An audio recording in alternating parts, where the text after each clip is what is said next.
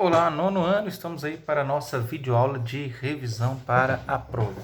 A prova está muito fácil, né, de filosofia, então são questões, né, que a gente discutiu bastante em sala de aula.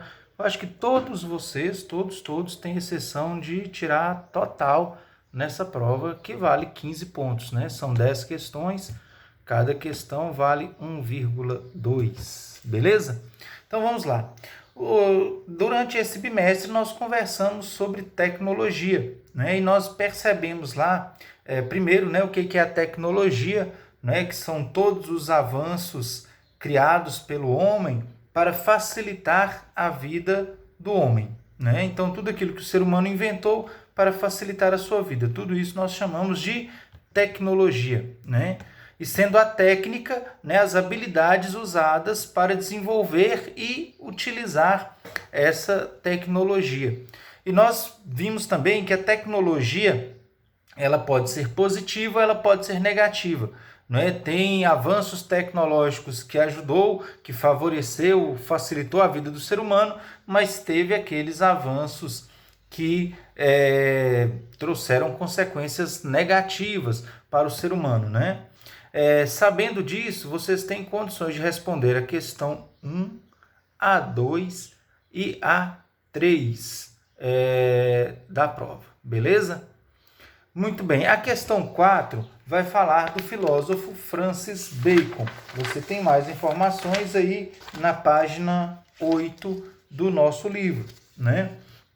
Francis Bacon, ele tinha uma visão bastante positiva, né, ou bastante otimista em relação à tecnologia. Lembrando, né, que ele é um filósofo anterior à Revolução Industrial. Então, aquilo que ele chama de tecnologia ainda é uma coisa bem rudimentar, né? Aliás, ele não fala em tecnologia em si, ele fala do conhecimento, né? Para Francis Bacon, tem lá a frase famosa dele, não é saber, é poder. Né? Então ele dizia que o ser humano ele precisa conhecer a natureza para dominar a natureza. Então essa é a visão de Francis Bacon, que nós não podemos viver à mercê da natureza. Então, quanto mais o ser humano conhece, mais ele domina a natureza, e isso é uma coisa boa, tá certo? Então é a visão otimista que ele tem, né, do avanço científico, das tecnologias.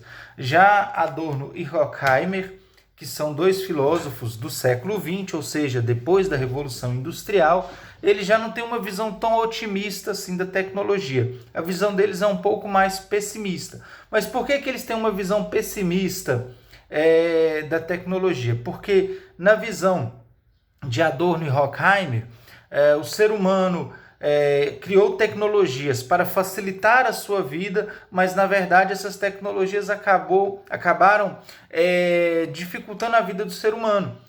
Primeiro, né, porque ao invés de libertar o ser humano, ela tornou o ser humano escravo, né? Então nós fomos aos poucos nos tornando escravos, ou seja, dependentes das tecnologias que nós criamos para facilitar a nossa vida, criou em nós essa relação de dependência. Né? E segundo, porque nem toda tecnologia foi usada para o bem comum. Então tem aquela tecnologia que foi usada para o mal, né, do ser humano. Então, sabendo disso, dá para vocês responderem aí a questão 5, que você vai escolher uma das alternativas aí que tem a ver com esse pensamento de Adorno e Horkheimer. Nós vimos aí também, está na página 10 do nosso livro, a relação entre capitalismo e avanços tecnológicos e científicos. Vocês têm que ter na cabeça de vocês. Qual que é a lógica do capitalismo? Qual que é o objetivo do capitalismo? Lucro, desenvolvimento econômico, geração de riquezas, valorização do comércio. Né? Então, tudo isso tem a ver com capitalismo, né? E o que tudo isso que tem a ver com o capitalismo tem a ver também com os avanços tecnológicos, com os avanços científicos, né? O que os avanços tecnológicos e científicos têm a ver com o lucro, por exemplo, né? Então vocês vão responder a questão 6 falando isso daí, beleza? Aí nós vimos lá a questão da moeda, né? Que toda moeda tem dois lados, né? A cara e a coroa, assim também a tecnologia. A tecnologia ela tem dois lados, né? Tem um lado positivo, dos seus avanços, né, dos seus impactos positivos, mas tem um lado negativo da natureza. Na questão 7 está pedindo aí para você dar 3 exemplos de impactos negativos da tecnologia para o planeta Terra. Beleza? É muito fácil de fazer, né? Então são questões muito simples. Sobre isso nós estudamos a questão da sustentabilidade e da interdependência, né? O que é sustentabilidade? Vocês vão achar isso aí na página 13 do nosso livro, né? Sustentabilidade, está lá a primeira frase, né, do texto: atender às necessidades do presente sem comprometer as possibilidades de as futuras gerações atenderem às suas próprias necessidades. Isso é sustentabilidade.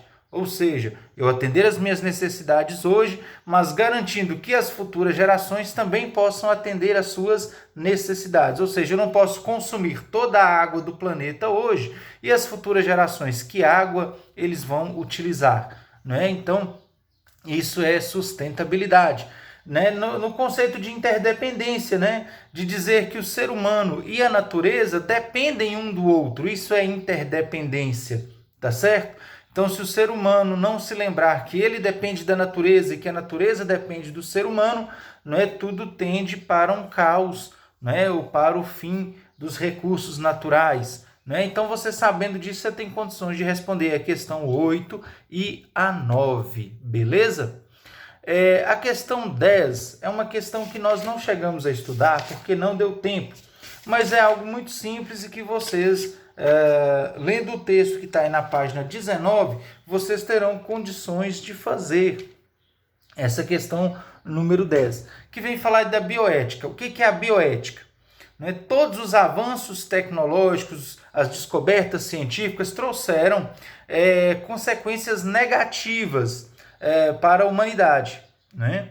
Então a bioética é a parte da ciência que vai estudar sobre isso. O que a ciência pode, o que a ciência não pode fazer. Até onde a ciência pode avançar, até onde ela não pode mais. Ou seja, se a ciência passar daqui para frente, ela estará causando danos à humanidade, né? Então bioética é isso. É essa parte da ciência que coloca limites no conhecimento científico para que o conhecimento científico não avance além daquilo que pode ser prejudicial para o ser humano, beleza? Então, sabendo disso daí, né, vai perguntar aí na questão 10, qual desses assuntos aí tem a ver com bioética, beleza? Qualquer dúvida, estou aqui à disposição de vocês. Como eu falei, a prova está muito fácil, né? Mas se ainda assim você tiver qualquer dúvida, pode me chamar aqui no privado. Beleza? Boa prova, até mais.